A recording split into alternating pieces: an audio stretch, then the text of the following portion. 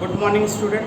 बेटा आज हम पढ़ेंगे कोआगुलेशन ऑफ लाइफ। इसके पहले हमने पढ़ा है प्रॉपर्टीज चल रही थी, इलेक्ट्रिकल प्रॉपर्टीज में हमने बता दिया क्या कुछ था। आज का टॉपिक है कोआगुलेशन ऑफ लाइफ फ्लूइड्स। कोआगुलेट मतलब हमने बताया था पिछले वीडियो में, कोआगुलेशन कहें चाहे प्रेसिपिटेशन कहें, इसका मतलब क्या होता है, छोटे पार्टिकल्स जो हैं वो कोलाइडल पार्टिकल्स जो हैं वो एग्रीगेट होकर इकट्ठा होकर वो प्रेसिपिटेट फॉर्म करने मीन्स बड़े पार्टिकल्स फॉर्म करने, इस प्रोसेस को कोआगुलेशन कहते हैं। देखिए कोआगुलेशन के कितने तरीके हो सकते हैं। There are 5 types, 5 way to coagulate colloidal solutions. First is the by addition of electrolyte, second is the by electrophoresis, third is by mixing two oppositely charged salt, fourth is by boiling, and fifth is the by repeated dialysis.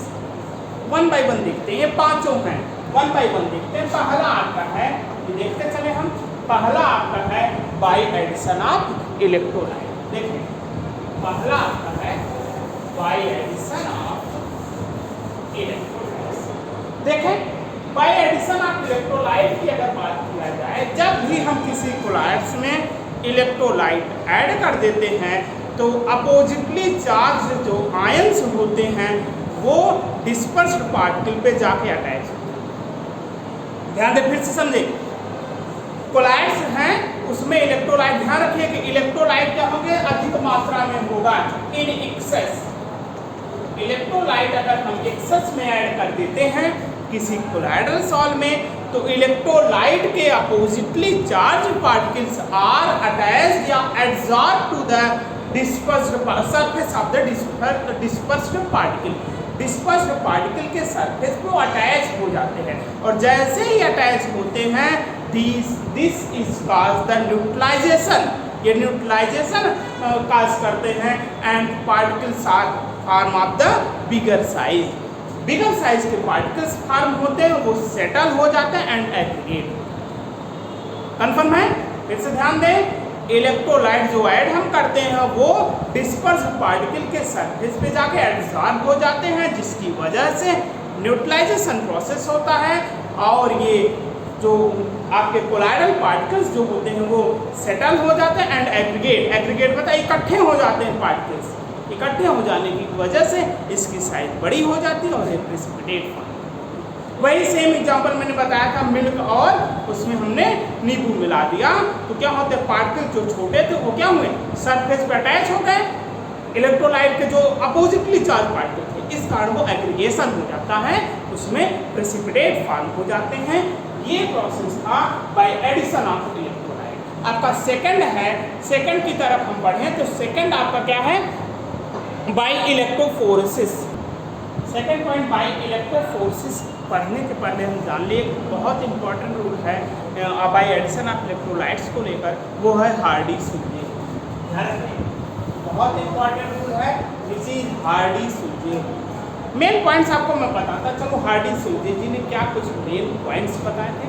Main points इन्होंने एक word flocculating ion या coagulating ion की बात की। Flocculating और coagulating ion, coagulating ion, flocculating ion और coagulating. ध्यान रखिएगा, हार्डी सुलझे जी ने बताया कि those ion which are responsible for the coagulation. ध्यान रखिए, those ions of the electrolytes which are responsible for the coagulation are known as the flocculating or coagulating। जो electrolyte add करते हैं तो वो जो चार्ज आयन होंगे, वो चाहे नेगेटिव चार्ज आयन हो चाहे पॉजिटिव चार्ज आयन हो, जिसकी वजह से कोआगुलेशन या प्रेसिपिटेशन का प्रोसेस होता है, उस आयन को कोआगुलेटिंग आयन कहते हैं। पहला पॉइंट याद रखिएगा, फिर से सुने, those ions of the electrolytes which are responsible for the coagulating or flocculating property या coagulating या precipitation property are known as the coagulating ions or flocculating ions। ये coagulating ion, flocculating ion जो हैं ये पॉजिटिव नेगेटिव दोनों होंगे जो responsible हों। अगली बात सेकंड पॉइंट ये कहते हैं हार्डी-सुलज़ेन जी, ये कहते हैं greater is the value of coagulating ion.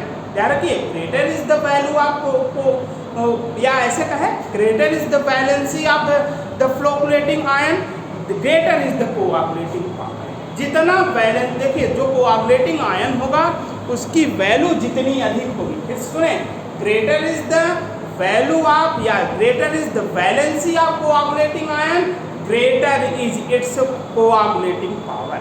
जितनी अधिक कोआगुलेटिंग आयन की वैलेंसी होगी उतनी अधिक ही वो कोआगुलेशन करेगा, ये ध्यान रखिएगा। देखें एक एग्जांपल को लेकर चलें, कोई निगेटिव चार्ज ले लीजिए, ध्यान रखिएगा, जैसे for coagulation of negative charge salt, ध्यान रखें, यहाँ लिख देते हैं फॉर कोआगुलेशन ऑफ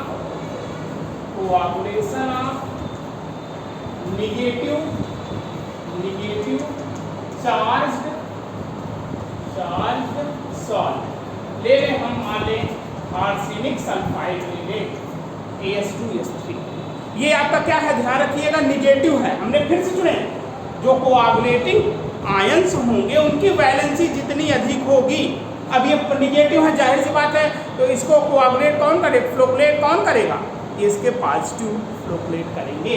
तो इसके लिए मान लीजिए ले लिए हमने एल्यूमिनियम ले लिया, बेरियम ले लिया, सोडियम ले लिया। सेकंड पॉइंट लिख के जाएं, जितनी ज़्यादा बैलेंसी होगी उतना ही अधिक आपका इनका कोआगुलेटिंग कैपेसिटी होगी, कोआगुलेट मतलब प्रेसिपिटेट बनाने की कैपेसिटी होगी। तो किस पे सबसे अधिक चार्ज है, Al3 पर, फिर Ba2+। ये है, ये पहला एग्जाम्पल था। अगर सेकेंड एग्जाम्पल की बात की जाए तो ये तो for coagulation of negative charge salt था, फॉर कोआगुलेशन ऑफ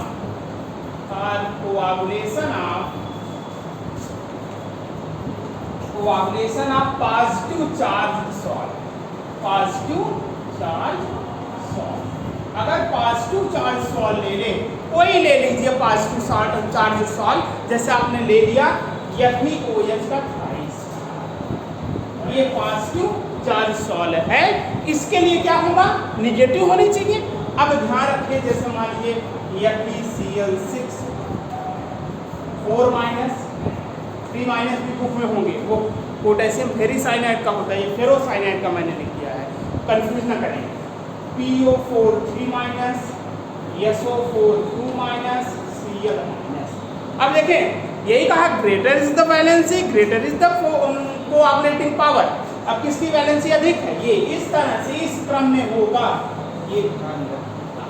तो ये निगेटिव चार्ज के लिए पॉजिटिव की देखा जाता है, पॉजिटिव के लिए निगेटिव देखा जाता है। हार्डी-सुलज़ेन रूल याद रहेगा, पहला ध्यान रखिएगा, हार्डी-सुलज़ेन जी ने क्या कहा, the ions which are responsible for the coagulating, ions of the electrolytes which are responsible for the coagulating are known as the flocculating ion या कोआगुलेटिंग आयन। पहला पॉइंट। दूसरा आयन क्या, दूसरा पॉइंट क्या था, greater is the valency of coagulating ion, greater is its capacity of coagulation या coagulating capacity या coagulating power कह सकते हैं। ये दो पॉइंट्स थे आपके हार्डी-सुलज़ेन रूल के, ध्यान रखिएगा। ये आपके हार्डी-सुलज़ेन रूल किसके लिए होता है, प्रेसिपिटेशन या कोआगुलेशन की बात करता है हार्डी-सुलज़ेन रूल। ये आपका फर्स्ट में था बाय एडिशन ऑफ इलेक्ट्रोलाइट में, ये था। सेकंड की तरफ हम पढ़ते हैं इलेक्ट्रोफोरेसिस की तरफ, बाय इलेक्ट्रोफोरेसिस प्रोसेस। सेकंड अगर हम देखें बाय इलेक्ट्रोफोरेसिस प्रोसेस की बात किया जाए कोआगुलेशन में, तो इलेक्ट्रोफोरेसिस प्रोसेस क्या होता है आप जानते हो बेहतर।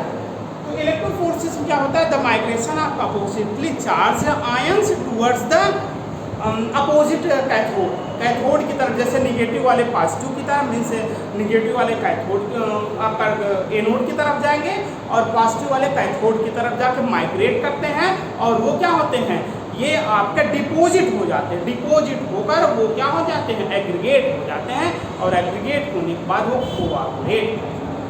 Is that clear? ध्यान रखिएगा, इलेक्ट्रोफोरेसिस प्रोसेस में क्या होता है, oppositely charge ion opposite cathode की तरफ जाके माइग्रेट होकर एग्रीगेट हो जाते हैं, जिससे कोलाइड आपके बन जाते हैं। ये कोलाइड्स का एग्रीगेशन है, कोआगुलेशन है, ये कोआगुलेशन। आपका सेकंड हो गया। थर्ड की तरफ चले, थर्ड आपका by mixing two oppositely charge salt. By mixing two oppositely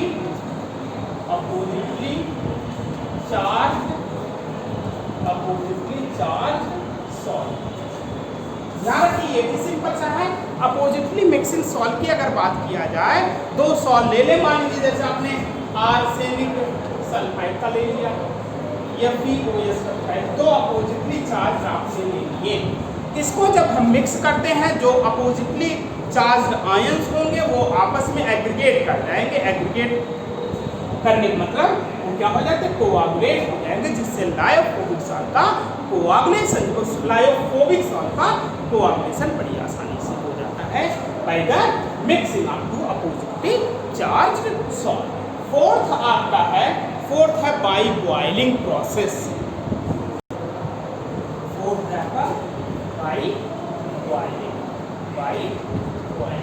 तो ध्यान दें स्टूडेंट, आपका अगर बॉयल किया जाए दो आपके सॉल्ट को, ये भी एग्रीगेट कर जाते हैं। जैसे मान लीजिए सल्फर और सिल्वर हैलाइड ले लिया जाए, sulphur halide and silver halide.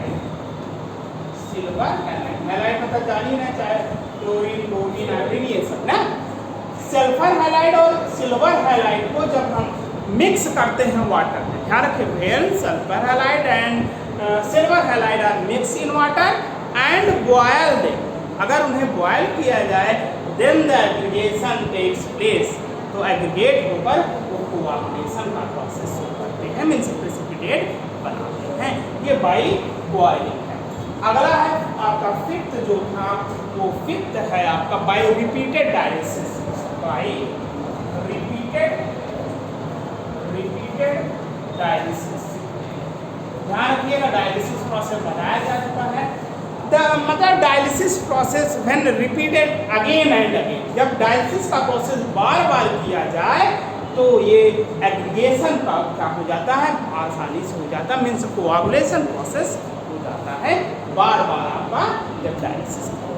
ये ध्यान है स्टूडेंट, ये आपके पांचों पॉइंट्स हैं कोआगुलेशन ऑफ लायोफोबिक सॉल्ट के। अगला स्टूडेंट है कोआगुलेशन ऑफ लायोफोबिक सॉल्ट। अब तक हमने लायोफोबिक सॉल्ट पढ़ा था, sorry, it is the coagulation of lyophilic salt. अब तक लायोफोबिक सॉल्ट का कोआगुलेशन हमने देखा, अब लायोफिलिक सॉल्ट कैसे कोआगुलेट, कुछ पॉइंट समझे। लायोफिलिक सॉल्ट स्टेबल होते हैं दो कारणों से। Lyophilic salts are stable due to two reasons, two factors कह सकते हैं। दो फैक्टर्स कौन कौन से हो सकते हैं, ध्यान दें। पहला फैक्टर अगर देखा जाए, पहला फैक्टर आपका है लेस चार्ज और दूसरा है हाई सॉल्वेशन। पहला क्या है, लेस चार्ज, और दूसरा जो है वह है high solvation. Of dispersed particle. ध्यान रखिए, वर्ड पे ध्यान रखिए। Coagulation of lyophobic salt is stable. ये स्टेबल है दो कारणों से। पहला आपका less charge of dispersed particle और दूसरा है high solvation of dispersed particle. ये है। अब अगर ये जो दो फैक्टर्स कह लो, ये दो फैक्टर्स जो हैं ये अगर रिमूव कर दिए जाए एनी हाउ, ध्यान रखिए, लेस चार्ज और हाई सॉल्वेशन को एनी हाउ रिमूव कर दिया जाए तो हम बहुत आसानी से लायोफिलिक सॉल्ट का कोआगुलेशन करा सकते हैं। और ये क्या हो, रिमूव, ये दोनों फैक्टर्स कैन बी रिमूव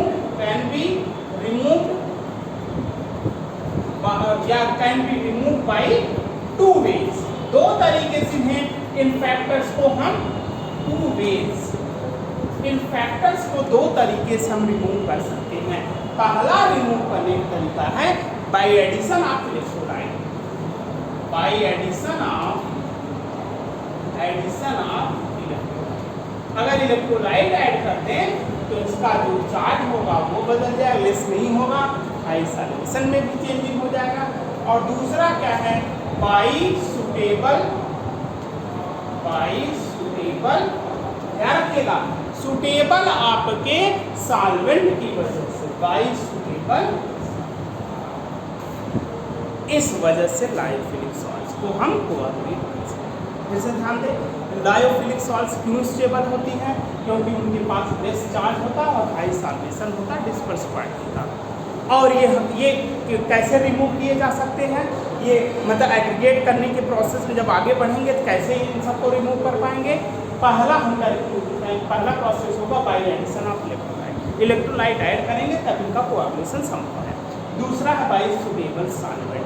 अगर सुटेबल सॉल्वेंट हम यूज़ करते हैं तब ये एग्रीगेशन संभव है।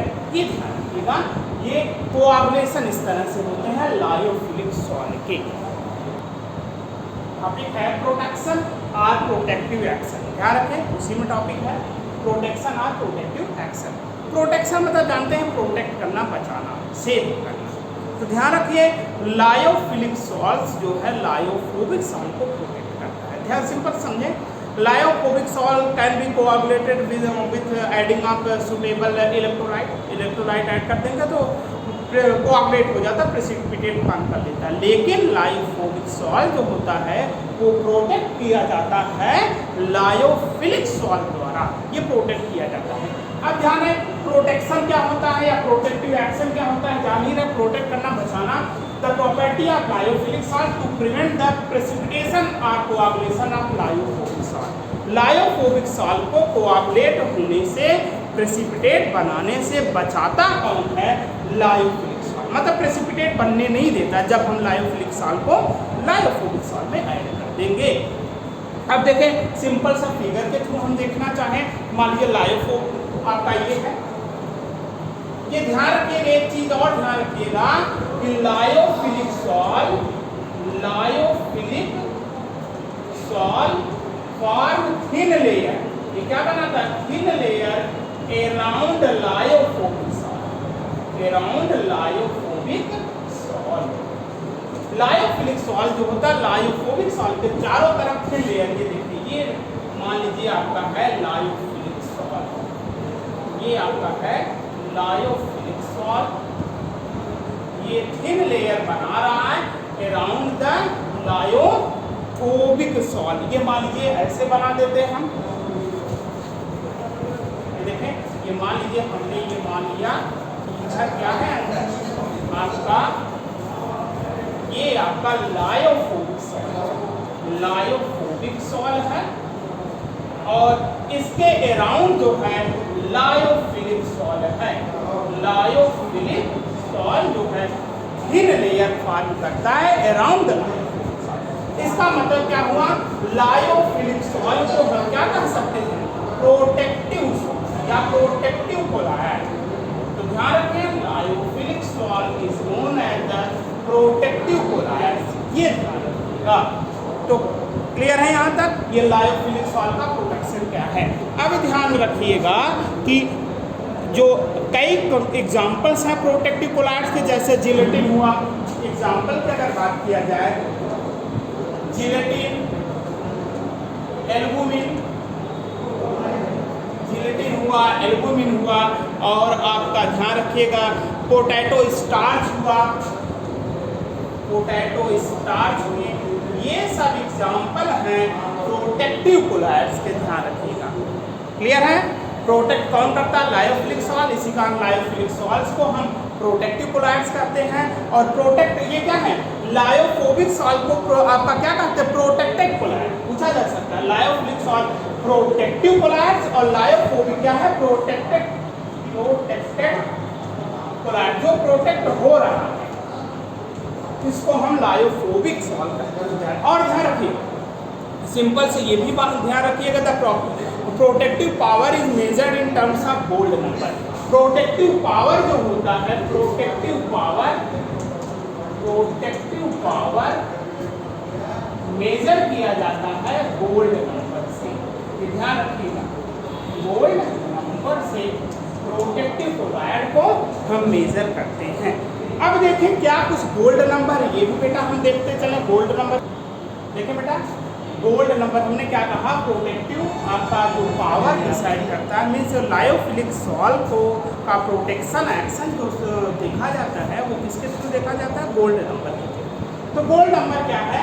The number of milligrams of hydrophilic colloid that will just prevent the precipitation of 10 ml of standard gold salt on addition of 1 ml of 10% NaCl solution is known as the Golden number।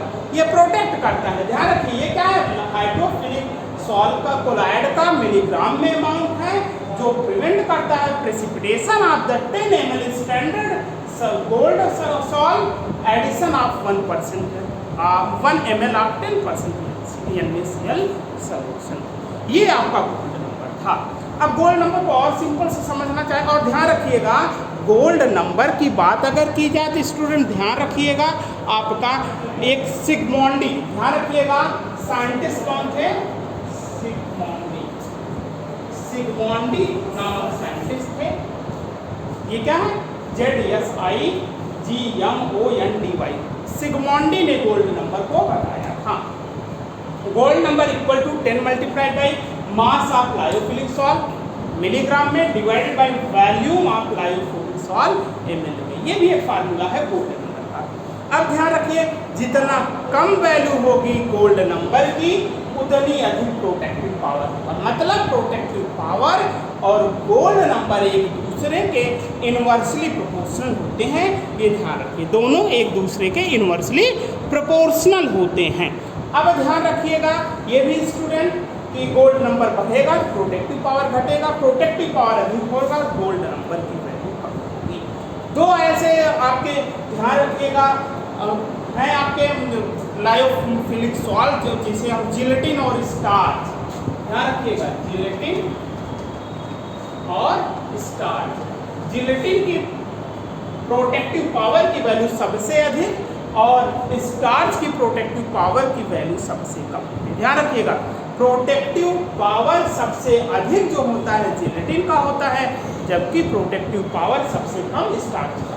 Protective power gelatin का सबसे अधिक होने पर मतलब क्या होगा, इसकी gold number की वैल्यू सबसे कम होगी, इसका क्या होगा प्रोटेक्टिव पावर सबसे कम होने पर मतलब इसके लिए गोल्ड नंबर की वैल्यू सबसे कम आपकी अधिक होगी। तो ध्यान रखिएगा कई गोल्ड नंबर के वैल्यू आप पढ़ेंगे, गोल्ड नंबर्स के वैल्यू आपका एक्सपेरिमेंटली होते हैं वो आपसे पढ़ते रहिएगा। एप्लीकेशन ऑफ कोलॉइड्स कहाँ कहाँ एप्लीकेबल है ये भी आप पढ़ते रहेंगे। ये चैप्टर पूरा सरफेस केमिस्ट्री जो हम पढ़ रहे थे चैप्टर 5 सरफेस केमिस्ट्री आज कंप्लीट होती है। कोई भी डाउट्स रहेंगे आप पूछते रहेंगे। अब अगले वीडियो में हम अगला चैप्टर पढ़ेंगे पी ब्लॉक और डी ब्लॉक, मीन्स पी से शुरुआत करेंगे, पी ब्लॉक हम पढ़ते चलेंगे।